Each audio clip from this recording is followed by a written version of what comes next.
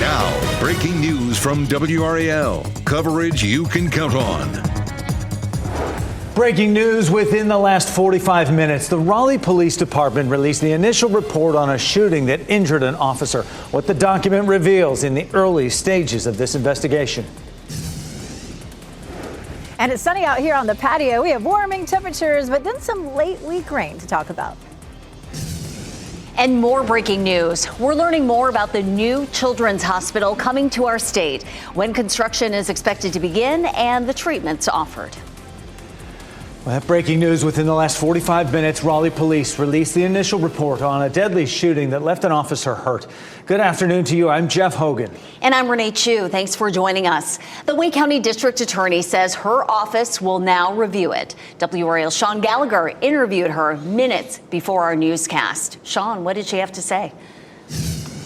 Yeah, Renee and Jeff, just as we sat down to talk about domestic violence, this report came out and she tells me her office will review the use of force in this case from last week. But that report gives us a whole bunch of new details about what happened inside that home last week. Now, we know Antonio Rodriguez was killed in that shootout with police. But after arriving at his ex-wife's home, despite a protective order that was in place, this report details that Rodriguez had two guns with him, a rifle and a 9mm ghost gun, and he was wearing a bandolier with ammunition. Police found evidence Rodriguez fired 19 times, including gunfire that killed John Rowe and critically injured Officer Max Gillick while Gillick was trying to protect Rowe outside. Now, 5 Raleigh police officers shot 43 rounds in total during this incident, killing Rodriguez inside of the home. And like I said, now District Attorney Lauren Freeman's office will review this case to make sure the use of force was necessary. And we just left her office minutes ago, where she gave me an idea how long that could take.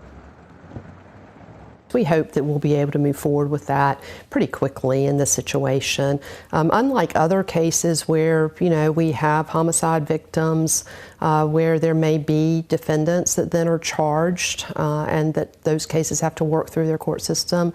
In this particular case, that's not going to end up being the situation because Mr. Rodriguez himself passed away. And you may remember last week that investigators were looking into Rodriguez's car, saying there was something suspicious in it. The report says that he had a cache of hand explosives, which explains why they created a perimeter around it the very next day. And in addition, there were 2 homes that were struck by gunfire during the shootout, but luckily no one else injured. In downtown Raleigh, Sean Gallagher, WRAL News. Yeah, a lot going on in that 5-day report. Sean, thanks for updating us. There is warmer air moving in this afternoon. Our first 60-plus degree temperature of the year. It's beautiful. Yeah, look at all the sunshine out there. Meteorologist Elizabeth Gardner is on the WRAL weather patio with a look at our big pattern change. Elizabeth. Winds now coming out of the west-southwest, and that's going to warm things up nicely for us. We'll take a live look here at Apex, and you can see plenty of sunshine. With the weather like this, we tend to see a lot of people out and about, and up and down Salem Street is a pretty popular place to be out strolling. So I imagine we'll see more people there a bit later. It's a little bit breezy, and that is making it feel a little cooler, but we've hit 54. 53 is actually normal for the high temperature for today, and we'll continue to warm up for the next few hours. So we should hit 60 around 2 to 3 o'clock this afternoon. Lots of sunshine out there for us today. Of course, if you're walking the dog this afternoon, the warmest times will be up until around 4 or 5 o'clock. Even at 5 o'clock, we're still in the mid-50s, not bad at all. But temperatures will fall into the 30s by midnight, and it is going to be a chilly start to the day tomorrow. But we continue to see really warm afternoon highs. Again, 60 today, 67 tomorrow. We'll back it off slightly on Thursday, but that's still above normal. And then 69 on Friday and 62 on Saturday. We do have rain in the forecast for late Friday night and into the day on Saturday. So keep that in mind. Of course, we're going to talk more about that rain for Friday into Saturday and let you know if it could affect your weekend plan coming up. And happening right now in the WRAL Live Center, a commercial turkey operation in Sampson County has tested positive for high-path avian influenza. 1,800 animals have tested positive so far. This is the second case of high-path avian influenza in commercial poultry in North Carolina this year. The first case was in a commercial layer operation in Hyde County. That's where more than 3 million birds tested positive. That was back on January 7th. Michelle, thanks. A new White House memo orders the CDC to stop communicating with the World Health Organization. The directive is in accordance with President Trump's January 20th executive order withdrawing America from the World Health Organization. Federal law requires 1 year of notice before eliminating U.S. support for the WHO. But Trump's order claims legal notice was given during his first term in 2020, so withdrawal can happen immediately. The announcement comes as Robert F. Kennedy Jr. faces Congress this week for his confirmation hearing for the U.S. Department of Health and Human Services. Meanwhile, a new poll out today shows Americans are split along partisan lines when it comes to trusting Trump and Kennedy on health issues. Democrats are more than twice as likely as Republicans to say they trust the CDC. When it comes to vaccines, the survey shows the vast majority of adults believe the benefits of vaccines outweigh the risks. President Trump has put a freeze of trillions of dollars in federal grants and loans as he reviews the spending. That hold takes effect at 5 p.m. NBC's Peter Alexander explains how this will affect people who benefit from that money. This morning, another sweeping action by President Trump as he remakes the federal government in his first full week in office. Thank you very much, everybody. Overnight, NBC News learning that the White House has ordered a freeze of federal aid starting at 5 p.m. today. My administration has been moving with urgency and historic speed to reverse every single disaster of the Biden administration. The new head of the government's budget office saying in an internal memo obtained by NBC News that the pause extends to, quote, all federal financial assistance and activities affected by President Trump's recent executive orders, including foreign aid, non-governmental organizations, DEI, woke gender ideology, and the Green New Deal. The memo says Social Security and Medicare will not be affected, and neither would payments directly from the government to individuals. But many Americans get federal funds on everything from loans to food aid to farm assistance indirectly, and it's unclear if those programs would be affected. The order says it's targeting the parts of the government that will be changed by President Trump's recent executive actions that could include everything from some efforts to lower prescription drug costs to clean energy jobs and programs. Congressional Democrats overnight saying the president's actions, quote, put the financial security of our families, our national security, and the success of our country at risk. The Trump administration argues the government needs to align with, quote, the will of the American people as expressed through presidential priorities. We got rid of the woke crap. It's part of a series of recent actions from President Trump, including executive orders on the military yesterday, focused on rolling back diversity, equity, and inclusion, and recognitions of transgender service members. And he said building an Iron Dome-style missile defense system around the country. We protect other countries, but we don't protect ourselves. That was Peter Alexander reporting. A large children's hospital is coming to the Triangle. Duke and UNC are partnering to make it happen. It's expected to bring thousands of jobs to the area. WRAL's Carly Haynes is live in Raleigh ahead of an announcement ceremony. And Carly, this is the first of its kind in North Carolina. Yes, they are about to make that announcement in just about an hour. They have it all set up here. But we did get a heads up about the details of this hospital. It'll be the state's first standalone children's hospital backed by both UNC and Duke's medical centers. This will be the core of a new children's health system in the state. The plan, 100 acres, and that's currently bigger than UNC Health Rex, which is about 60 acres. It'll include an outpatient surgery center, behavioral health center, and medical office, and this is all going to be specialized for children. It may also include hotels, restaurants, and stores in the future. Now, it'll be a little while before we actually see this hospital up and running. It's expected to open in about 8 to 10 years, and the location still hasn't been announced yet. Carly Haynes, WRAL News, live in Raleigh. Public schools are trying to figure out how to protect undocumented students and their families. This comes after President Trump changed policies to allow immigration and customs agents to raid sensitive locations, including schools. State lawmakers, educators, and advocates discussed the immigration issue during the annual Eggs and Issues event. State Representative Julie Von Hafen says the new federal policy has created a lot of fear in places where students and families should feel safe. Our schools are a safe haven for families. They're a safe haven for students. And I hate that the federal policy of immigration is going to affect that. She said Wake County Schools is looking into its own policies and how much students would be at risk. If you hear loud noises in Fuquay Arena, don't be alarmed. Blasting is underway this week for a sewer line project. The fire marshal's office issued a permit for it. It's happening near Pilsen Drive, Springfield Subdivision, and Phelps West Road. Blasting will take place in that area through Friday between 9 and 3. Next at noon, California fire starter. Dramatic video of what some are saying is the moment the Eaton fire began. Also, big cleanup in the Big Easy. How record snowfall in New Orleans measures up to other cities in the north. Plus, tackling homelessness at 12:30. How this Raleigh affordable housing development can help reduce the number of people on the street. Keep watching WRAL News over the air Channel 34 and Spectrum Channel 1257.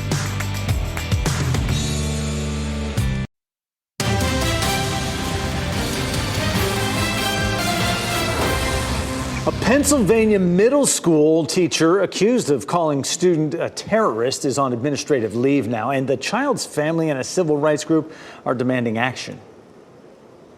This is not just about this one incident. It's about the precedent that we set for every student walking through those doors and every parent sending them there. Will they enter an environment that is nurturing and safe, or one that is destructive and harmful? During an after-school activity, a Palestinian Lebanese-American student asked to move seats. Witnesses say the teacher said she, quote, does not negotiate with terrorists. She admitted it when my wife confronted her, and we had witnesses. You know, the students were there. So, and she admitted to other teachers as well that she said it. The student's father says this is the 8th time his family has dealt with racial issues within the district. The Pennsylvania School District released a statement saying it has zero tolerance for hateful or racist speech. New video may shed some light on what may have started the deadly Eaton fire in Altadena, California. Take a good look in your screen here up in the top by the light there. This video was captured by a gas station surveillance camera. A law firm claims this video shows the electrical arcs and a spark coming from that transmission tower, which is just a light pole there. Shortly after, you can see some orange flames in the distance, and the law firm has filed a lawsuit against Southern California Edison, the power company. They're reviewing the video to see if there's any connection to the company's equipment to end that fire. Edison officials say they do not believe their equipment started the fire. New Orleans is getting back to normal now that their record snowfall has melted. The city recorded 10 inches of snow, tying the record set 130 years ago. Now, wrap your mind around this. Can you believe that the Big Easy has had more snow this season than some places like New York or in the Midwest? WRAL meteorologist Chris Michaels explains if this was just a fluke or if this could be the new normal. It's definitely wild to think that New Orleans has seen more snow than several notable cities farther to the north, including New York City. What this map shows is everywhere that's seen less snow than New Orleans. So the black would be nothing, and then the blue would be anywhere from an inch to up to 8 inches of snow. Let's talk about what caused that storm last week. Of course, you had the Arctic air, but it was really the perfect setup for some Gulf Coast snow, where you had a very active storm track right along a temperature boundary, right along the Gulf Coast and the East Coast, resulting in several inches of snow. New Orleans got about 8 inches. So far this winter, we've seen 7.7 in New York City, whereas they average about a foot. Des Moines, Iowa, another one of those places that's seen less than 5 inches of snow. Your average winter up until this point, they'd have seen about 1.5 feet. So again, it kind of seems like opposite day, but eventually things are going to start to behave a little more like they usually do in the winter, especially as we head into February. Long-term outlook showing above average temperatures along the Gulf Coast and along the East Coast, kind of restoring balance after a very cold January. I'm showing you what's causing this weather flip-flop right now on WRAL.com.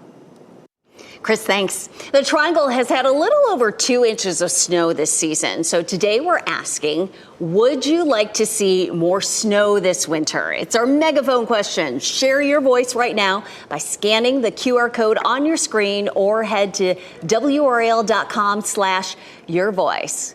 We know you want to weigh in, and we'll share the results before the end of this newscast. What say you, Jeffrey? I would love to see more right away and then be done with it. I would like to see a significant amount, enough for sledding, but not too much that we have problems. Can we do it? Okay. Quickly? Yeah. I mean, we almost made it through January without hitting 60 degrees. Today, we're going to bust that. Okay. Well, I'm good with that, too. Elizabeth Gardner, are you ready for some more snow? Would you like some? We know the answer. Do you have to ask me the question? Yeah. You don't have to ask, of course. I would like a great big pile of snow, and I would be happy if it wanted to hang around until March. I used to live in a place like that, but I'm from Raleigh originally, so no, I don't know. I will say when I lived in a really snowy place, by the time we hit April, I was done with it. Snow all over the ground all winter long. So I do love some warm temperatures, and we're going to get a little taste of that this week. So different than what we saw last week. This is a look at the gardens behind me. Look at all that beautiful sunshine. You may have noticed if you have daffodils in your yard, have you noticed they're starting to creep up just a little bit? I was shocked by that because it's been so cold in January. I typically see mine start to creep up, when we have some of those warmer days. So I feel like this week they're really going to start to shoot up. So look out for those daffodils here this week and maybe next week and maybe the week after. Mid-50s right now, looking at 54 degrees, heading for 60 potentially this afternoon. It's breezy out here, and the wind is coming out of the southwest, so it's more of a warm wind. It's helping to bring that warmer air with it. The number on the left is the actual steady wind out of the west-southwest, so we're about 8 to 10 to 15, and then we're gusting at about 15 to 20 right now, and we may have some gusts this afternoon up to 30, but it does look like the wind should start to die down once we get past sunset. It'll still be a little bit breezy, but the biggest gusts will be over by then. Our temperatures right now, 52 in Roxborough, 54 in Durham, 54 in Fayetteville and in Clinton. So we're pretty much holding low to mid 50s right now, but should top out at 60 in Durham and Raleigh and 62 in Fayetteville. And if we miss it today, which I guess it's possible, we have a much better chance of 60s tomorrow. It will be a chilly night. We're back to coats overnight tonight. Temperatures will be mostly in the mid 30s with clear skies. Should be a nice, calm, quiet night. But tomorrow will be between 65 and 70, depending on which part of the viewing area you're in, and that will feel more like late March. Taking a look at the temperature as we get through the next several days. Our normal high is 53, so we're going to get close to 60 today, 67 Wednesday, back into the 50s Thursday, and then 69 on Friday, 62 Saturday. But that's when the rainfall comes in, and we're going to talk a little bit more about how early that comes in on Friday, how late it sticks around into Saturday. It does look like a mostly overnight type event. Love this photo from Tom Duga of Fuquay Arena. Beautiful sunset there. Go to WRAL.com/report it and send us your photos. We love to see them. Watch how our temperature changes. We go from yellows to oranges as we get through the end of the week, and that is a look at a big shift in our temperature. But there are some negatives to that. We are dry. We're looking at moderate drought for our entire viewing area, and we have some gusty winds. We'll see that again tomorrow. So the dry conditions with the wind do mean that we do have some drought, some fire conditions, some fire hazards. You want to put off any burning for the next couple of days if you can. Thursday, 59. Again, we get that chance of some showers late Friday into Saturday, and we'll walk through the timeline coming up. I was happy with the 60s, but almost 70 on Friday? Yeah. Friday. Snow. Do it quickly because it'll be gone. Cybersecurity breach recovery. Today on WRAL News at 4, how the town of Apex is working to make sure that people are able to pay their utility bills nearly 6 months after a cybersecurity attack on its system. And military moves, they can be stressful for our service members, and some fear it's about to get worse. On WRAL News at 5 on your side shares the changes they could see moving forward. And still ahead this noon, an iconic Italian portrait could be on the move, while the Mona Lisa could temporarily move to Milan. Some people turning to chatbots for their mental health therapy. The important factors to consider.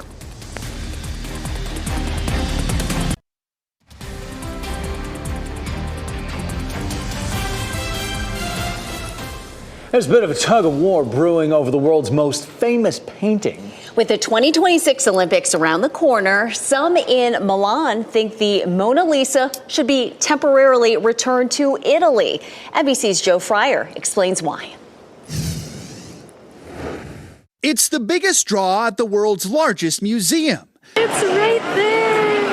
The Mona Lisa, a resident of the Louvre for most of the past couple centuries, a home that's more crowded than ever. What would Da Vinci think of these thousands of people crowding around here to snap their selfies? Now, some in Italy want to change her address. The Times reports the culture chief for the Milan region, in an official note, says we are ready to host the Mona Lisa, telling the paper Milan will host the Winter Olympics in a year, and tourist numbers would be extremely high. There's a lot of Leonardo in Milan, but do they have greater rights than Florence? Do they have greater rights than Paris? Do they have greater rights than Rome? And I think they don't, very obviously. It comes in the wake of a leaked memo published in a French newspaper. In it, the Louvre's director reportedly cites a proliferation of damage in museum spaces, some of which are in very poor condition. Massive crowds are another concern. And there's tons of people crowding and pushing around just to get a picture and a snapshot of it. Last year during the Paris Games, the director told our Keir Simmons the museum gets 9 million visitors a year, so it has to cap daily numbers at 30,000. You have to limit the number of people. To keep the condition of visit, pleasant for everyone. Italy would be happy to borrow Mona Lisa while the Louvre sorts out restoration plans. Renovations are something French President Macron will likely discuss today when he visits the famed museum. It's the biggest cultural prize ever. The Mona Lisa was painted by Da Vinci, the famed Italian Renaissance artist in the early 1500s. She is hung on the walls of French royalty, Napoleon, and the Louvre, except in 1911 when she was stolen by an Italian employee who wanted to bring her back to Italy. So how would she feel about returning today? Well, as always, what she's thinking is almost impossible to read. Now, all of this bickering may be for nothing. This morning, French President Emmanuel Macron said the Mona Lisa would be moved to a dedicated room inside the Louvre. More affordable housing. Next, a new Wake County community that's hoping to help hundreds of people experiencing homelessness. Addressing the budget shortfall, the action Durham Public Schools could take to fix it, and how the move could affect your students' meals and teacher pay. Give you a look here at your winning NC Education lottery numbers, and we'll be right back.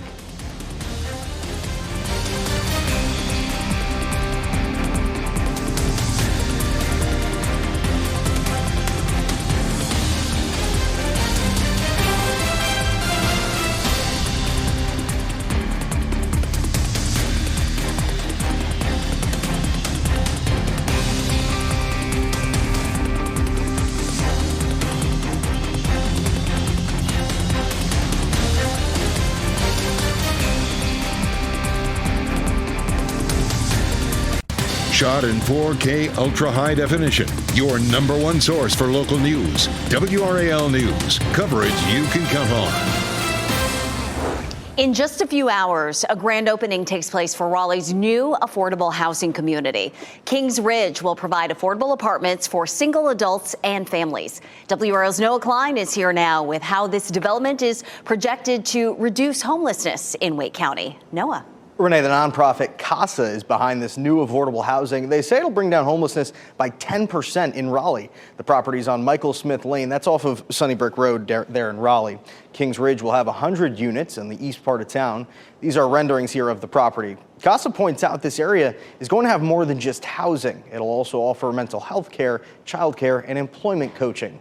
The design of Kings Ridge also reflects many of the trauma that future residents might have experienced. The project incorporates trauma-informed design principles, so using colors and materials that are inspired by nature to create that sense of safety and warmth. Rent at Kings Ridge is set at 30% of each resident's income that can be supplemented with vouchers when necessary. We are expecting to see city leaders and lawmakers who help secure some of the money for this project at today's grand opening. WRAL's Heidi Kirk will give us a look inside the new facility that's coming up on our evening newscasts. Noah, thanks for that. Raleigh city leaders also want to hear what you think about transportation safety. The first meeting for that is tonight. The city will hold 5 public meetings over the next month. The input will shape Raleigh's Safe Streets for All plan. The city wants to eliminate serious injuries and deadly crashes by 2045. The plan also is designed to make the transportation system safer and easier to use. Tonight's meeting is at the Barwell Road Community Center. A heavily traveled road will be closed for work this week. Starting Thursday night, both directions of Interstate 440 near Melbourne Road will be closed. It's scheduled to be around midnight through 5 a.m. Utility lines will be pulled across the interstate highway there. Traffic is expected to be high, so you're asked to plan for potential delays or find alternative routes during that time frame. A new finance team for Durham Public Schools is making big cuts. Today, we'll learn what they are doing to address a $7 million shortfall. WRAL's Laura Levine explains teacher pay and cost of student meals are playing into this. Durham Public Schools is working to address a nearly $7 million budget shortfall. Tonight, they're going to meet here, school leaders, to discuss and talk solutions on how to address its money problems. We know all of this comes as their new finance team discovered a massive shortfall of around $34 million and made quick decisions to decrease that number by 80%. The number comes from a variety of areas, such as 315 positions not accounted for, payments to charter schools when a child leaves the district for a charter school, the child nutrition program cost, and even rising utilities. Superintendent Anthony Lewis says that he's optimistic they can overcome this, and they're working to prevent future miscalculations. Our goal is not to touch our students or to touch our staff, but more of thinking about, from a behavioral standpoint, what can we do a better job of in terms of allocating money. So we don't anticipate there will be any major cuts or hard asks for the board. It'll just be an opportunity for us to kind of tighten the belt. And Dr. Lewis wants to have a budget series with not only community leaders, but teachers and staff as well. The district will meet here to talk those solutions here in downtown Durham at 6:30. Laura Levine, WRAL News in Durham. Today, a committee will work on Wake County Schools' budget. They will go over the unassigned fund balance and how to cover a pending deficit. Wake Schools is facing unexpected costs as well and higher than expected enrollment. It's also dealing with a deficit in school meals, which is complicated by the loss of pandemic stimulus funding. North Carolina's special education teacher shortage is getting worse. WRAL education insider Emily Walkenhorst found more often unqualified people are teaching students with disabilities, as in people not qualified to provide them with special services that they need. Parents and advocates are concerned students are falling behind as a result. So if you've got a sub for 1 year, then you have a sub the following year, then you have the sub the following year, that has a snowball effect. State and federal law makes it clear special services must be provided by a certified special education teacher. We found the state has cited schools for using unqualified people.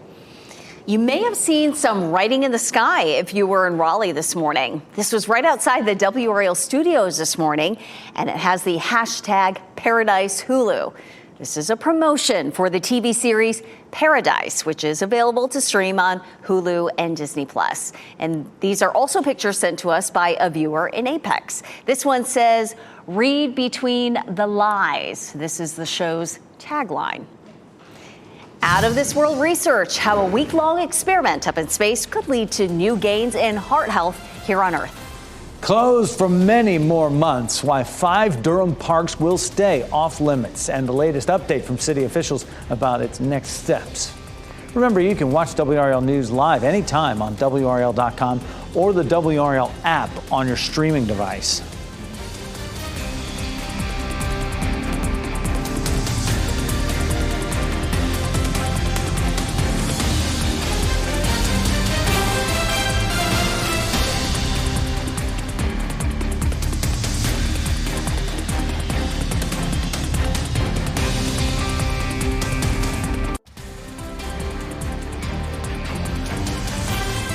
Welcome back. You're looking live at Durham. Look at all that sunshine there on the baseball field.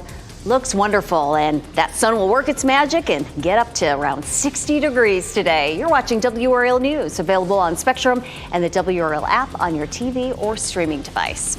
St. Augustine's University leadership expressed concerns about the state attorney general's objection to a proposed land lease deal.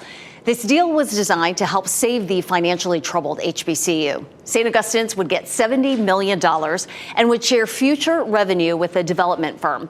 Attorney General Jeff Jackson says the upfront money isn't enough based on property valuations. The office will reconsider the deal if the school can justify it. Fencing just like this may stay up in Durham parks for the rest of the year. City leaders say more work needs to be done to assess the levels of lead contamination in the ground there. The Parks and Recreation Department provided an update about the investigation last night. People gathered to learn more about the futures of East End Park, East Durham Park, Walltown, Northgate, and Lyon Parks as well. City officials say soil has been tested and contamination zones have been pinpointed. Now, the next step will focus on examining the groundwater. Today was just another example of our commitment to transparency and communication for the community and to give everyone an update. The goal is to have all the studies done by the end of the year, and then after that, the city will present options for how to move forward. A new form of therapy. Next, the unique way artificial intelligence is now helping people with their mental health. And protecting your heart, what researchers in space found could help people struggling with cardiovascular issues here on Earth.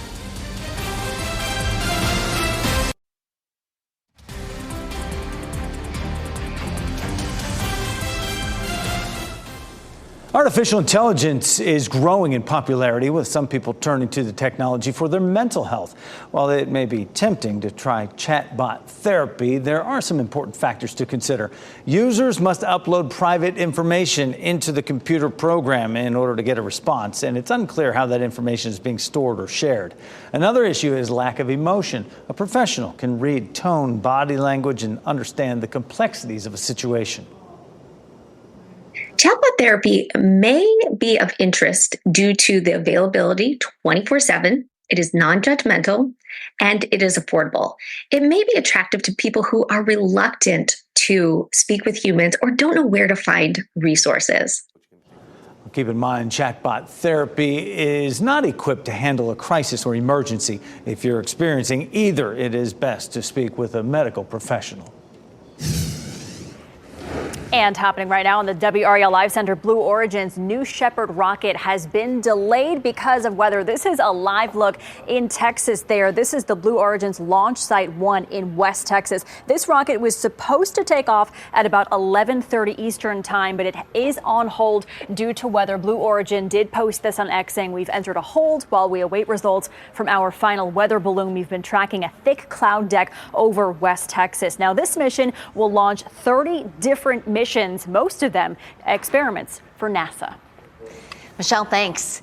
One person dies every 33 seconds from cardiovascular disease, but new research performed in space hopes to repair damaged hearts in the future. Mandy Gaither talks to the lead researcher about how the International Space Station was used to gain knowledge that one day could help patients here on Earth. What do heart muscle cells, NASA's SpaceX Crew 8 mission, and the International Space Station have in common? They're all part of the new out-of-this-world research that launched in March.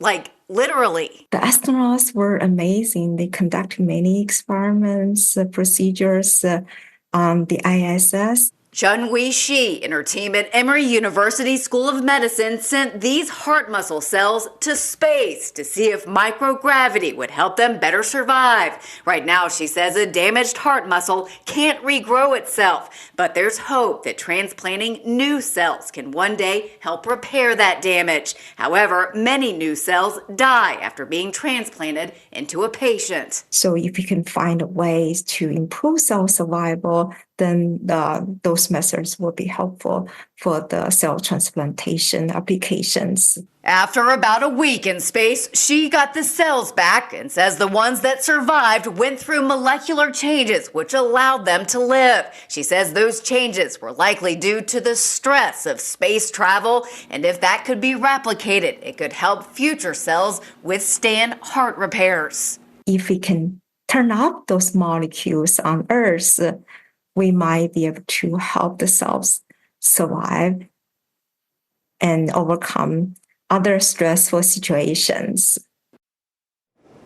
And that would be a game changer. That was Mandy Gaither reporting. Before sending the heart muscle cells to space, researchers first tried to replicate microgravity on Earth. And based on those results, researchers wanted to know if the space environment would allow the cells to live longer and perhaps in the future repair damaged tissue and organs. That's amazing. To help, that would be, certainly. I'm going to get some sun on these cells, on these skin cells today, just a little bit. You know, it makes everybody feel just a little bit better, especially where we are and where we've been this whole month. Elizabeth Gardner out on the WRAL weather patio beating us to it right now. It's nice out here. I am now in the shade. When I first came out here, I was in the sun and it felt really good. I think maybe I just need a little bit more of a jacket on and it feels okay in the shade too. It's a little bit breezy like we talked about earlier, and that always makes it feel a little bit cooler. But lots of sunshine. Take a look here. Fayetteville, Apex, Raleigh, Chapel Hill. Chapel Hill's courtesy of Top of the Hill Restaurant. Lots of people out and about walking around there in Chapel Hill. Kids are in school, of course, over there at Carolina, walking around this afternoon. Here's a look at the big picture. We have high pressure that's just to our south and west. And so high pressure systems rotate clockwise. That high eventually is going to continue to help push some warmth up into our area. So we're feeling a little bit of it today, and we'll continue to see that all the way up through Friday. And then on Friday, we'll watch the next system approaching. We'll likely end up with some rain late in the day on Friday, mostly Friday night, and maybe into very early on Saturday morning. There's the possibility that we could see a few thunderstorms with this. We sort of go straight from winter into severe weather season. That's pretty normal for us. And sometimes that can happen, in January or February as we start to see a warmer air interacting with some colder air. So here it comes. This one right now looks like the first half of the day would be fairly dry. Then during the afternoon, the rain comes through and maybe heaviest overnight. We'll pause it right there at 7:30 a.m. on Saturday, and it looks like the precipitation's pretty much over. Now, we'll likely fine tune this. Once we get it a couple more days under our belt, we'll have our high resolution models, which give us a lot more detail on the timeline for that. So we'll keep our eye on that, and you should continue to check back if you have plans on Friday night to be outside. For today, tomorrow, Thursday, really good for car washing, and then Friday, of course, we'll have some rain in the forecast. But once we get into, say, Saturday, Sunday, it's going to be over, so you can wash your car over the weekend. We should be finished with the rain by early Saturday morning. We definitely need the rain. It doesn't look like a ton of rain right now. The computer models are showing around 1/4 of an inch or so, maybe 1/2 an inch back into the mountains. Potentially, if this slows down a little bit more, we'll see more rain. We definitely could use it. We're, again, under moderate drought across the entire viewing area. Right now, it does look like the rain would be out of here by Saturday morning early by 8 a.m., which is when the Krispy Kreme Challenge kicks off. This is an annual event the kids at NC State put on, and they run from the bell tower down to Krispy Kreme, eat a bunch of donuts, and run back. And it's often not so pretty at the finish line. Still cloudy at 8 a.m., looking at 50s basically through the run, maybe 59 by lunchtime on Saturday. And then Sunday is Groundhog Day. If the groundhog sees his shadow or her shadow, 6 more weeks of winter. Right now, it does look like we'll see partly cloudy skies on Saturday, so the groundhog very well may see its shadow. Right now, Sunday, 60 degrees. And of course, we'll see some warming temperatures. If we take a look at the Climate Prediction Center's outlook, though, for February, it's above normal. So I'm not sure how the groundhog's prediction may turn out. We'll see when it gets there. Again, the biggest thing impact-wise on our forecast is going to be that rain Friday night into early Saturday, or the temperatures as we see a lot of warmth in this 7-day forecast. All right, thanks, Elizabeth. We threw it out there. We talked about it. Do you want more snow? The Triangle's had 2.2 inches of snow so far, and we've asked you to chime in on our question of the day here on this megaphone. Would you like to see more snow? We will continue to be collecting answers throughout the day, so you can share this with your friends. Even with the three of us leaning towards bring it on, we couldn't tilt it. It's still hanging in there. Evenly split. Yeah, it's pretty close. Pretty close there. Scan the QR code there on your screen, or you can head to WRAL.com/yourvoice and weigh in with us. Look, if we're going to break the snow drought, let's just really break it. Let's have more snow. Well, it is the spice of life. A global leader in seasonings announces a flavor that it says will dominate menus this year. The winning Powerball numbers 2, 40, 47, 53, 55. 20 is the Powerball. The Power Play multiplier is 2.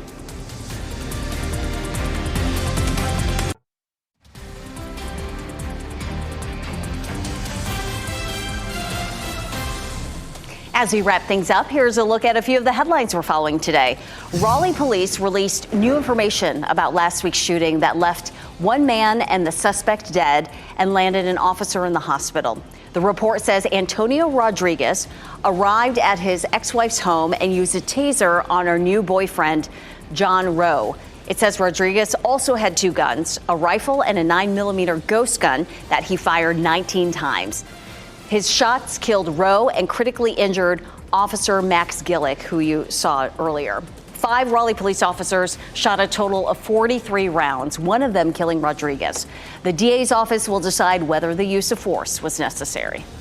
A commercial turkey flock in Sampson County has tested positive for bird flu. It was identified in a lab in Raleigh. This is the second case of bird flu found in North Carolina this year. The first was in Hyde County. So far, North Carolina has had 12 affected commercial flocks and 8 backyard flocks. This afternoon, Raleigh's new affordable housing community will open. A grand opening ceremony will be held at Kings Ridge. It's on Michael Smith Lane off of Sunnybrook Road. There will be 100 units to provide affordable apartments for single adults and families. It was built by the nonprofit CASA.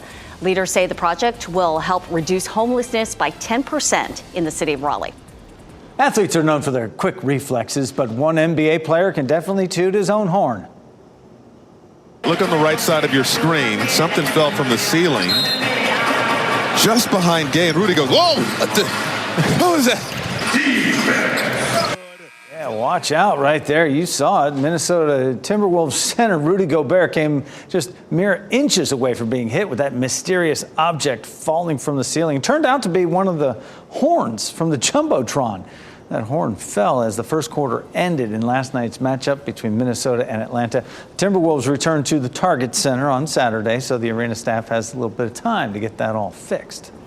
Whether you're a foodie or a meal maestro, McCormick says get ready for the flavor of the year. I want to make sure I say this right. Ají amarillo is a chili pepper native to South America.